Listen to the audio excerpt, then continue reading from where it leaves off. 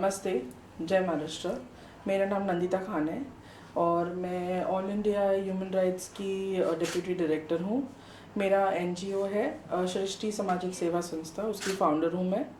और यूबिका फाउंडेशन भी मेरा एक एनजीओ है जहाँ पर मैं सेक्रेटरी हूँ। और मैं सोशल वर्कर हूँ। जहाँ पर लोगों को मदद लगती है वहाँ पर मैं कोशिश करती हूँ जितना हो सके उनकी मदद कर सकूँ। राइट, आपने कहा कि आप सोशल वर्कर है और आपका जो है एक एनजीओ भी है जिसने कोविड में बहुत ही अच्छा काम किया है। थोड़ा सा उस बारे में बताइए, क्योंकि जो अच्छा काम है वो लोगों तक पहुंचना चाहिए जिससे कि लोगों को प्रेरणा मिले। कोविड पहली बात तो सबके लिए एक शॉकिंग सिचुएशन था जो आ गया था। और शुरुआत में तो ऐसा था कि सब लोग डरे हुए थे।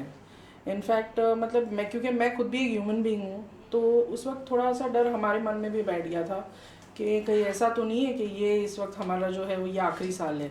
लेकिन जब लोगों को देखा कि उनमें तो हद से ज़्यादा डर है, क्योंकि उनकी इनकम वगैरह एकदम से मतलब सब कुछ लॉकडाउन हो गया, तो वहाँ पर ऐसा लगा कि अगर कुछ हो जाए तो अच्छा करके ही जाएंगे ये दुनिया से। तो तभी हमने ये सोचा, नहीं, मैं और मेरे कार्यकर्ता हम लोगों ने ये सोचा, नहीं, हम लोगों को लोगों के बीच में जाना है। जहाँ पर उनको मदद किसी भी किस्म की ज़रूरत पड़े, हम लोग हमारी तरफ से कोशिश करेंगे कि हम लोग उनको पहुँचा सके वो मदद।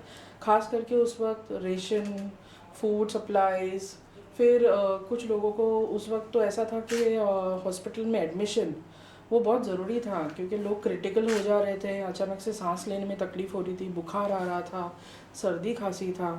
तो लोगों को ऐसा लग रहा था कि अगर सर्दी खांसी है तो भी हम मर ही जाएंगे, हम बचेंगे नहीं।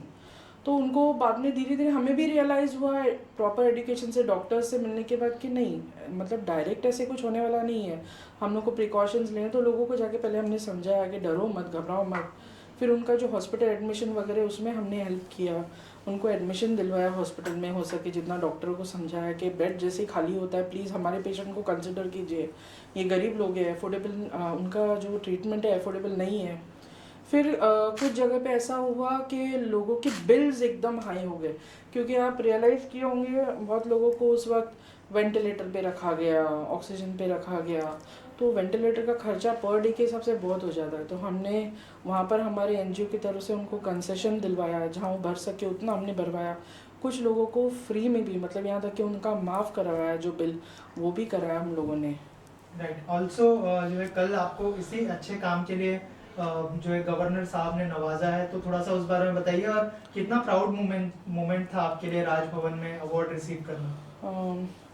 देखिए, मैं उसको शब्दों में बयान नहीं कर पाऊँगी, बिकॉज़ वो एक ह्यूज अचीवमेंट था। एक बहुत बड़ा सम्मान की बात है कि हमारे गवर्नर जो राज्यपाल हैं मिस्टर भगत सिंह कोश्यारी, उनके हाथों से अवार्ड लेना एक अपने आप में ही बहुत गर्व की बात है। तो ये चीज़ मतलब ऐसा हमको लगा कि नहीं, मतलब हमारा काम कोई ना कोई तो देख रहा है और कोई ना कोई उस काम को सराह रहा है, मतलब they are proud of what we are doing.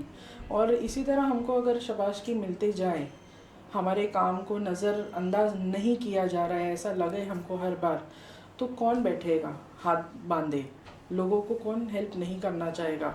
Plus वो खुद भी 80 ईयर ओल्ड है, ये उन्होंने कल बताया, और इतना होने के बावजूद भी वो 3 घंटा खड़े थे स्टेज पे अवार्ड देने के लिए। तो जब इतने बड़े सीनियर सिटीज़न इतने बड़े प्लेटफॉर्म पे जब हमारे लिए, हमको सम्मान करने के लिए खड़े रह सकते हैं, तो हम लोग एज ए यंग जनरेशन जो है वो क्यों नहीं हेल्प करने उतर सकते लोगों के लिए। और आप बहुत सारी बातें की गवर्नर साहब ने स्टेज पर, आपने उसमें से कौन सा मैसेज जो है अप्लाई करने का सोचा और क्या कहना चाहेंगे उस मैसेज के बारे में? उन्होंने एक बहुत अच्छी बात कही है कि जो काम लोग कर रहे हैं कोविड में, खास करके उन्होंने एक चीज़ देखा कि बहुत लोग अलग अलग फील्ड से एक जगह पे, मतलब सब लोगों ने अपनी तरफ से जितना हो सके उतना लोगों को हेल्प किया है ग्राउंड लेवल पे आके। ऐसा नहीं है कि मतलब सिर्फ मैं एक सोशल वर्कर हूँ तो सिर्फ एक सोशल वर्कर बाहर नहीं आया था उस वक्त, मतलब आम जो लोग थे जिनके पास पॉसिबिलिटी थी किसी, जहाँ हम अभी किसी के लिए हेल्प कर सके, वो भी आए। तो उन्होंने वो भी कहा कि बहुत बड़ी बात है। खास करके उन्होंने मीडिया की भी तारीफ़ की कि आप लोगों ने भी बहुत कुछ कवरेज किया, जहाँ पर इनफैक्ट मैं भी बोलूँगी मीडिया का धन्यवाद, क्योंकि एक आध जगह पे ऐसा था कि मतलब एडमिशन नहीं मिल रहा था हॉस्पिटल में, और बेड खाली होने के बावजूद भी वो लोग नहीं दे रहे थे। तो उस वक्त आप बोलेंगे ना, जैसे एक हम लोग क्या बोलते हैं, डमी जैसे जाके हम लोगों ने प्रिटेंड किया था कि हम पेशेंट हैं। तो उस वक्त मीडिया ने खास करके उस वक्त हेल्प किया था। वो हॉस्पिटल को बोल के मैं नाम नहीं लेना चाहूँगी, लेकिन सिर्फ मीडिया के धमकी की वजह से उन्होंने बेड अवेलेबल करवाया हमारे पेशेंट्स को। तो मीडिया का एक बहुत बड़ा योगदान है। और राज्यपाल जी ने ये कहा कि इस बार अगर हमसे अवार्ड ले रहे हैं तो मैं उम्मीद करूंगा और ये चाहूँगा कि आप जैसे लोग जो हैं यहाँ पर अवार्डीज अगली बार उन राष्ट्रपति के हाथ से अवार्ड ले। राइट, लास्टली मैम क्या प्लान्स है फ्यूचर के, और क्या क्या इनिशिएटिव लेने वाली है आप इन फ्यूचर, अगर उस बारे में कुछ बताएं। फ्यूचर के प्लान्स तो यही है कि लोगों के काम आ सके जितना। आज अगर 100% में से अगर हम 50% खरे उतर रहे हैं तो ये कोशिश रहेगी कि 100 पे 100 तो कम से कम, अगर नहीं आ सके तो एटलीस्ट 90% तो आ जाए। इतना है कि जब भी इस दुनिया से एग्जिट ले तो लोग हाथ जोड़ के बोले कि नंदिता खान बहुत अच्छी औरत थी। Okay ma'am, thank you so much and all the best. Thank you so much.